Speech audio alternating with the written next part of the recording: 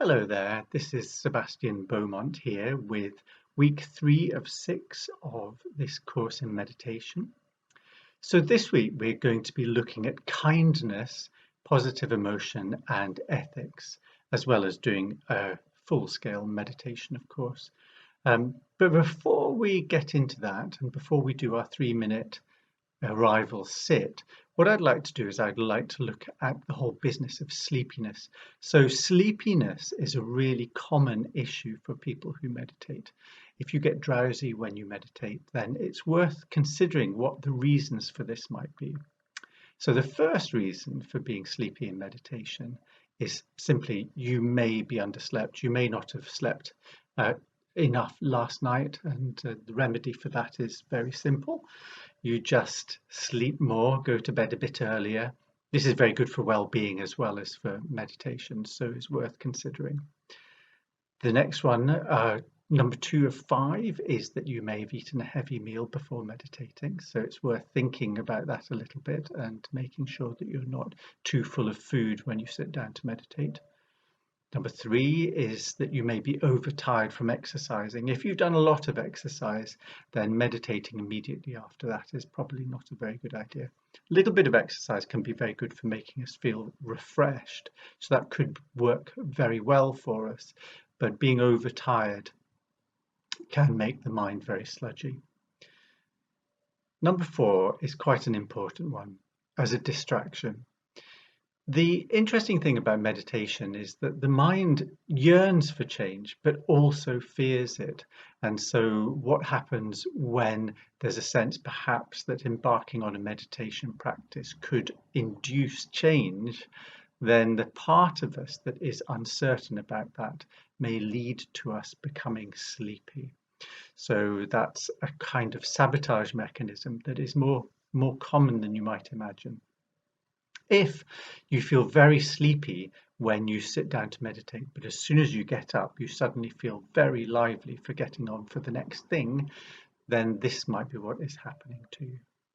Lastly, the just general busyness. If you're so busy in your life that you're always doing something, you're always going from one task to another, and when you're in between, you're looking at your phone or being on the internet or whatever it may be, WhatsApp, then it could be that the only time you do nothing is when you go to sleep at night. So what might happen is that meditation might induce a kind of trigger to go to sleep. The body says, this is the only time I don't do anything, so now's the time to go to sleep. The antidote to this is to spend time in your life doing nothing. So that is looking out of the window when you're traveling somewhere, just traveling, not that you can travel very much at the moment, but in general. And when you have a cup of tea, maybe just sit and drink the cup of tea rather than drinking the cup of tea or coffee or whatever it is, and looking at your emails and your messages and so on. So just having a little bit of downtime every now and again, even if it's quite short, can be very beneficial. So now we're going to have our 3-minute arrival sit. So if you'd like to make yourself comfortable in an alert position, it's a good idea to have your feet slightly apart, maybe shoulder width apart, sitting on a chair if you can, with your back away from the back so that you're supporting yourself upright. To lean back in a chair is often to induce the sleepiness that I've just been talking about. So in an alert and comfortable position, we'll have a 3-minute arrival sit. Eyes closed.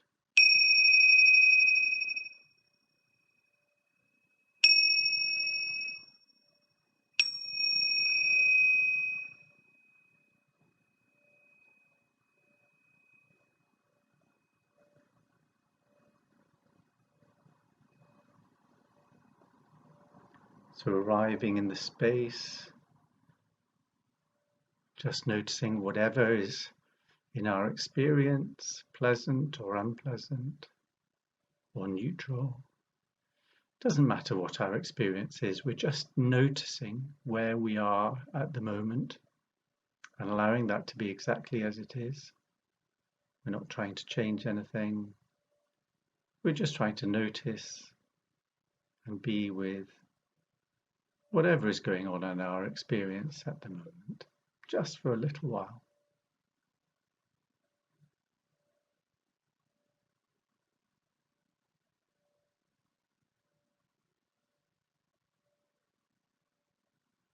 Thought can be there, we're just not following it. Noticing any extraneous sounds, noticing the light behind our eyelids,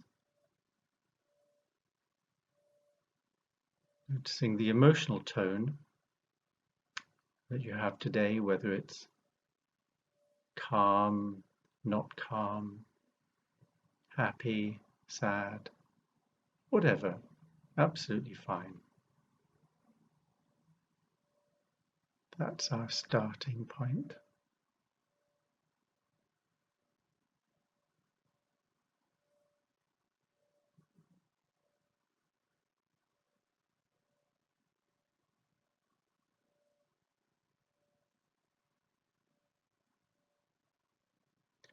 Not trying to push anything away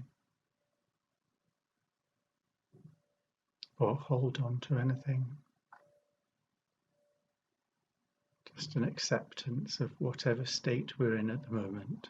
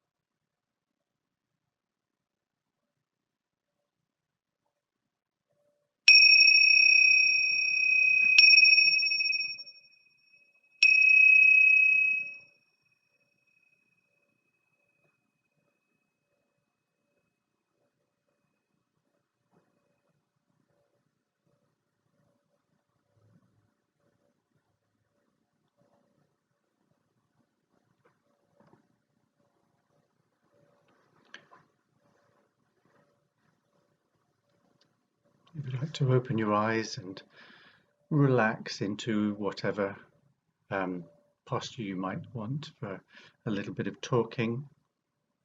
So what we're doing in meditation is we're relaxing into our experience. We're relaxing into the experience of the body. We're not doing anything to try and force the body to relax. If the body is tense, then you can relax into the noticing that the body is tense. Then the tension will either relieve itself or it won't. Not trying to force anything. We're not trying to make anything go away. Your experience of it will change over time, but there isn't any outcome that we're trying to go towards, except to simply notice what is happening. So I'm going to talk for a moment about 3 different kinds of meditation. The first kind of meditation is to concentrate, and that's very good for the mind training of noticing, learning to concentrate.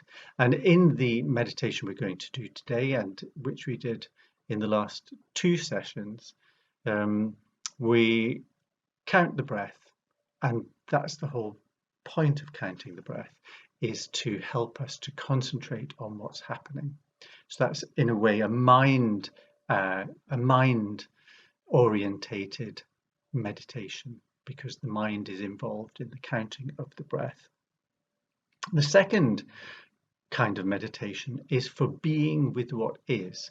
So in the second part of the mindfulness of breathing, where we drop the counting of the breath, and we'll be doing this later in this session, we drop the breath and we just notice what's going on with the breath in the body. So that's an acceptance practice, and it's a being practice.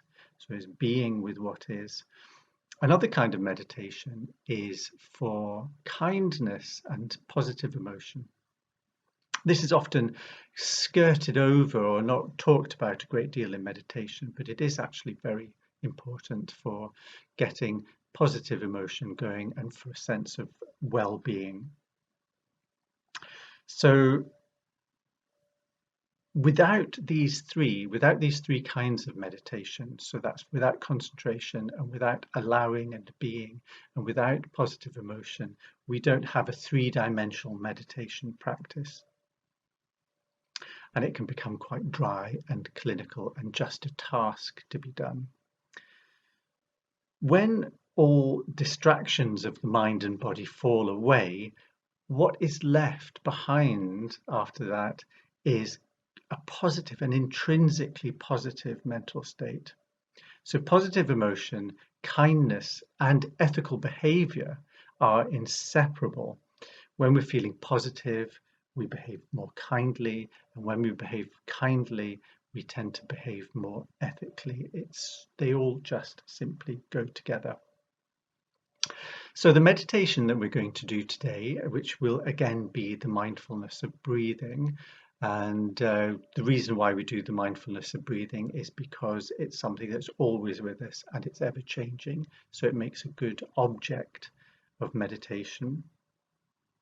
What we're going to do today is we're going to have a go at doing the mindfulness of breathing whilst actively appreciating our body and breath. Now, our body might not be in fantastic condition, or it may not be feeling great right now, but at least it's been seeing us through, and it's got us to sitting here doing a meditation today. So I think we can certainly appreciate that about it. And we can appreciate the breathing because it keeps us alive. Without the breath, we would obviously die, and so we can appreciate that about it. The body is incredibly complex, and its mechanisms for healing and protecting us are quite something, and we only perhaps notice this when the body goes wrong, and obviously we can see this around the world at the moment during the pandemic. So what we'll do is we'll have a go at appreciating the breath. And I do need to say before we start that it doesn't matter if you can't find appreciation. If that's just not happening, then that's all right, because what we're doing here is we're just noticing. And if we can notice, for example, that we're not feeling positive emotion, we can notice that without judgment. We can be kind to ourselves. With regards to the fact that we're not able to experience appreciation. So I'm just inviting you to appreciate in the way that I've described.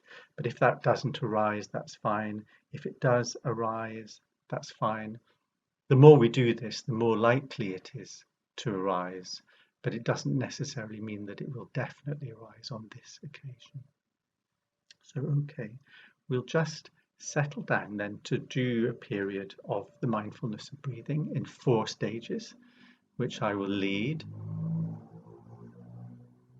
So getting into meditation posture again, sitting upright, alert, back away from the back of the chair, in some position where we can sit for about 20 minutes and feel comfortable and alert. So that's what we're looking for. We're looking for an alert posture. You can adjust it if you like at any point, but mainly, as far as we can, sitting still in our posture while we do the mindfulness of breathing. So sitting alert and relaxed, eyes closed unless you have a meditation practice in which you keep your eyes open.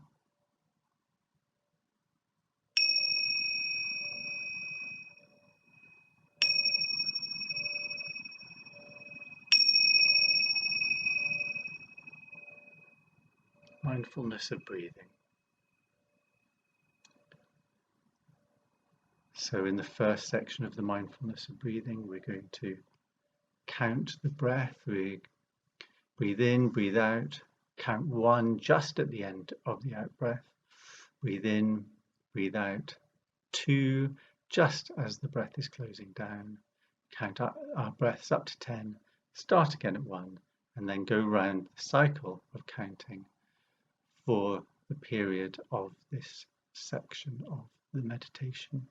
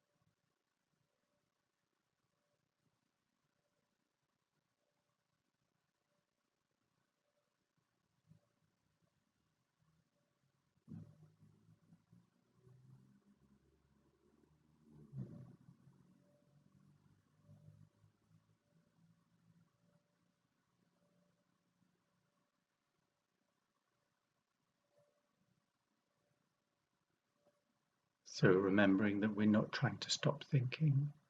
Thinking is fine. The mind thinks. Just congratulating yourself if you notice that you're thinking and are caught up in it. Coming back to the counting of the breath. Not really concerned at all with the content of thought. If you notice you're thinking, just come back to the breath and the counting.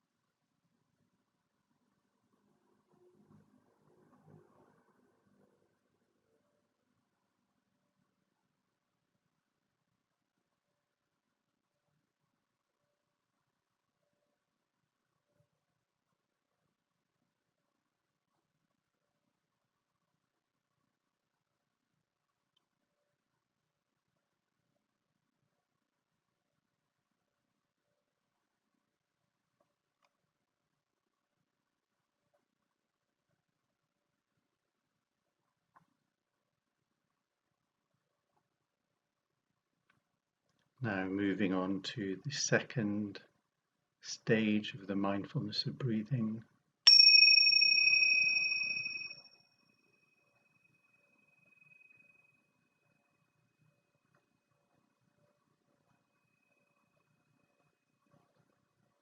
So we carry on with the counting, but this time we move the emphasis of the counting. We move the counting from just as the breath closes down to just after the breath starts to open up. So we breathe in, we breathe out, we start breathing in again, we count 1, we breathe in, we breathe out, and as the breath opens up into the new breath, we count 2, count on up to 10, and then round the cycle. Continue to count for this stage of the mindfulness of breathing. We use the counting to anchor us in the breath and in the meditation, and so that we notice when we've drifted off. When we drift off, we congratulate ourselves, come back to the counting at 1.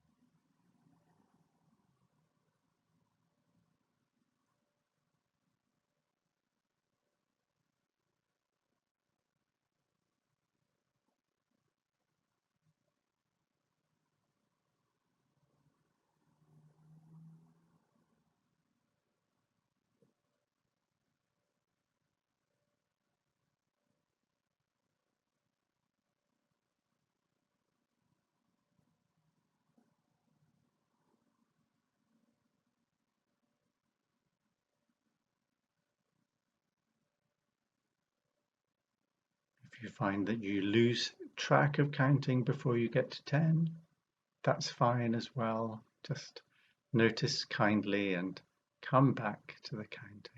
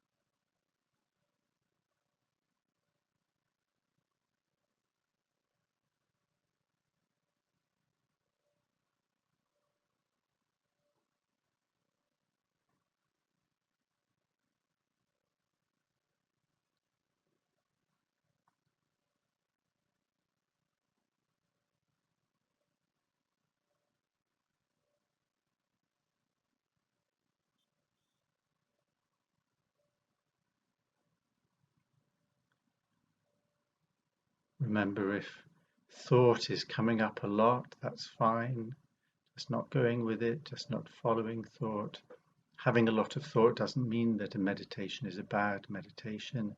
It just gives us more opportunity to notice it and to come back to the counting.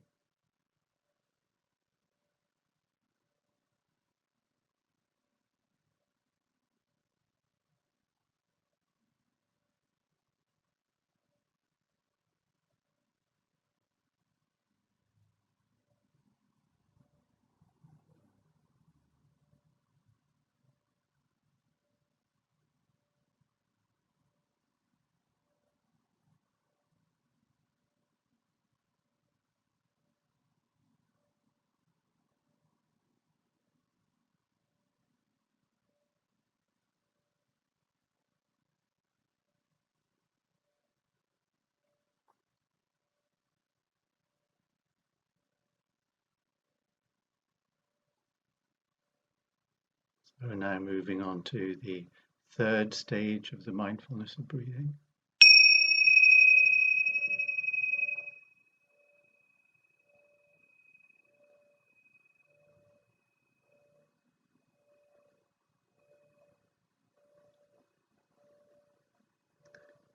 So we carry on paying attention to the breath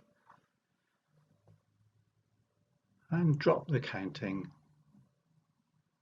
So what we're doing here is we're noticing the rhythm of the breathing. We're noticing any effect that we can experience of the breathing. So that's any sensations in the nose, in the throat, in the chest, any sensations of touch of clothing, the way that moves as our diaphragm expands and contracts, and just staying with any sensations that come to mind and that one experiences with regards to the rhythm and changing of the breath as we breathe in and out.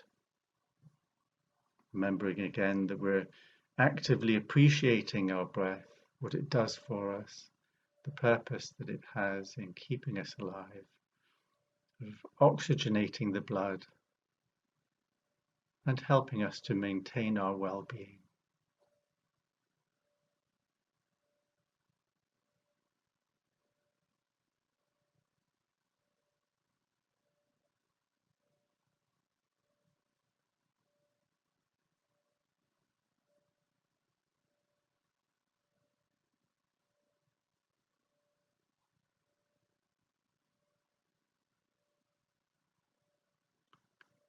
So we're not trying to influence our breathing, we're not trying to change it, we're just noticing it.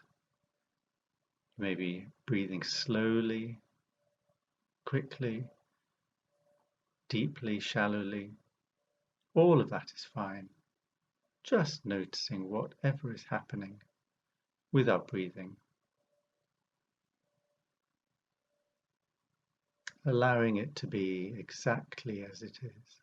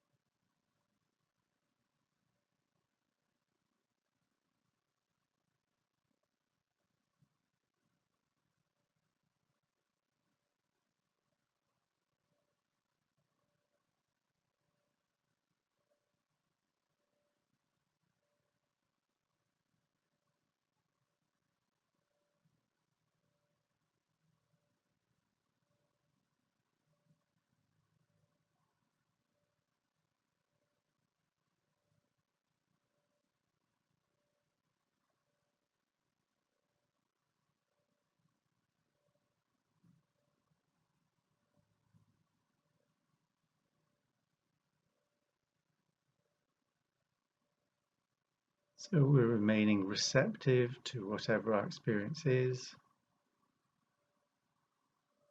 And the focus of the meditation is noticing sensations of the breath, the rhythm of it,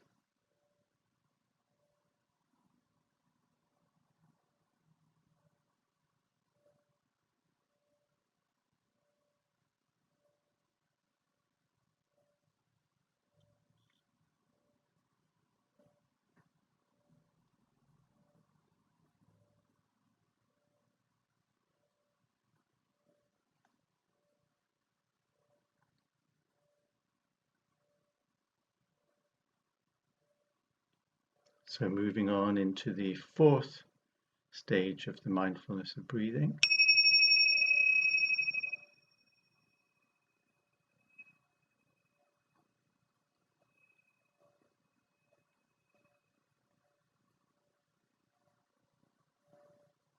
And what we're doing here is we're drawing our attention to the point in the body where we experience the breath entering and leaving the body. So that could be in your nose, it could be in your mouth if you're breathing through your mouth, it could be the back of your throat, or it could be somewhere else.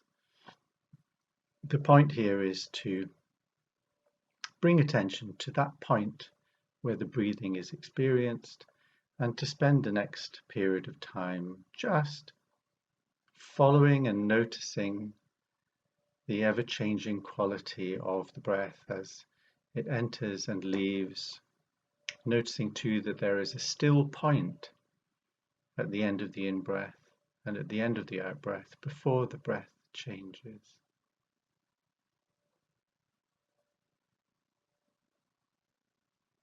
There may be a sense of temperature. This stage may be quite a subtle stage as well if you're in a warm room. Following the breath as simply as you can.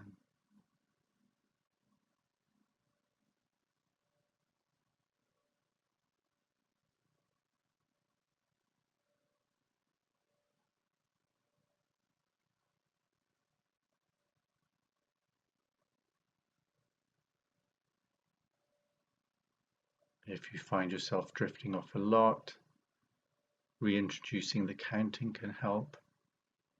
If you find yourself getting sleepy, opening the eyes and allowing some input that way can also be helpful. But otherwise, do keep your eyes closed.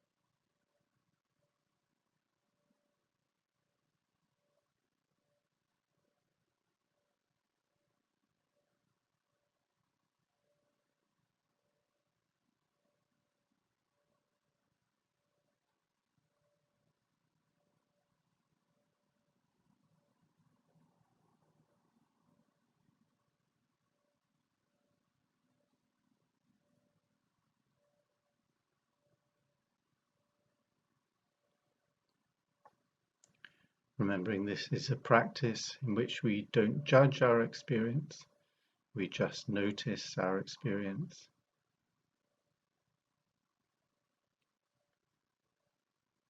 We don't say whether we're meditating well or badly.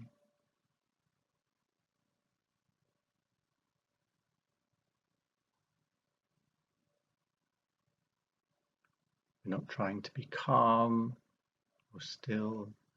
We're just noticing whatever is happening.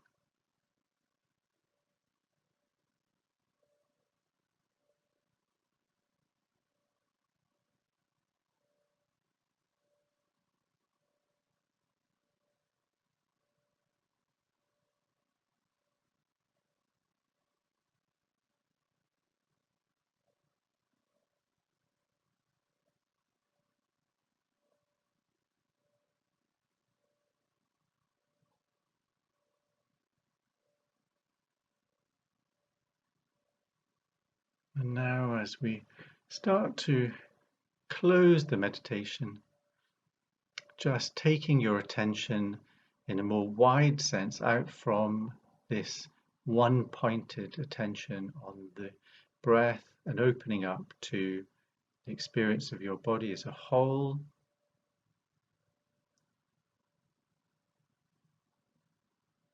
And then beyond that out into the room, having a sense of what you can hear, what you can see behind your closed eyelids. Just a holistic experience of whatever is coming in through the senses in its entirety.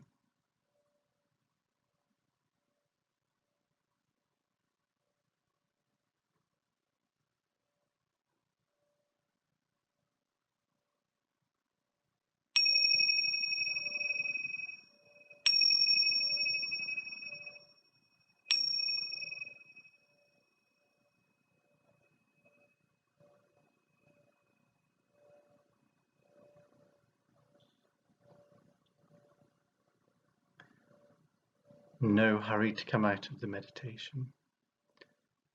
Just allowing your posture to relax, allowing yourself to come into a relaxed and open state of mind if you can, open to experience, opening the eyes and settling in comfortably for the last minute or two, last 2 or 3 minutes.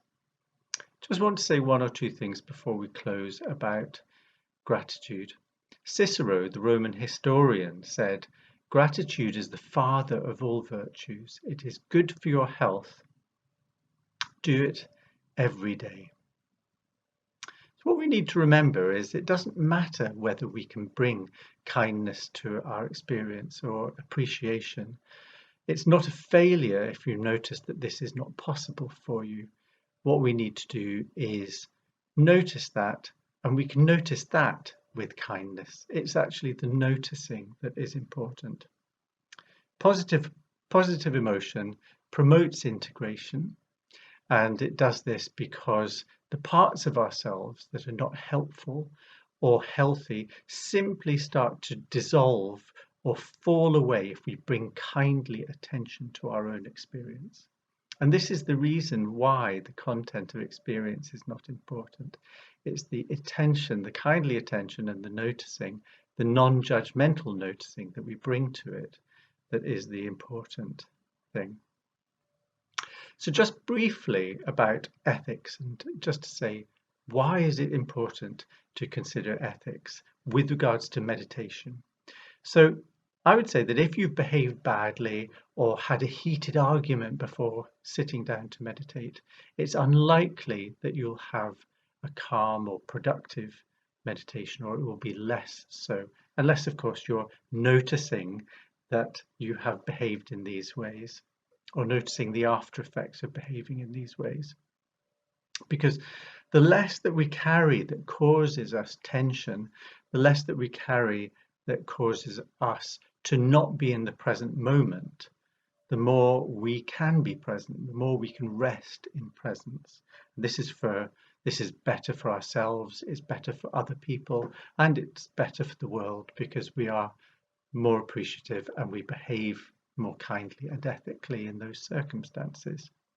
So considering the ethics of your actions is a helpful reflection. It can be a reflection outside of meditation. It could be something to ponder because it does improve, it does help our meditation practice. So it's actually a practical consideration and not just a moral one. The moral consideration is important, but from the point of view of meditation, it is also practical. It's a practical thing to do, to behave more kindly and more ethically in the world. So often what we do in Buddhist meditation and outside meditation as well is when there's a question of behavior, we can ask, is this kind? Is this generous? Is this truthful? Those 3 questions are worth asking. If we can say yes to those 3 questions, we're likely to feel lighter. And if we're lighter, we're likely to be in a better mental state.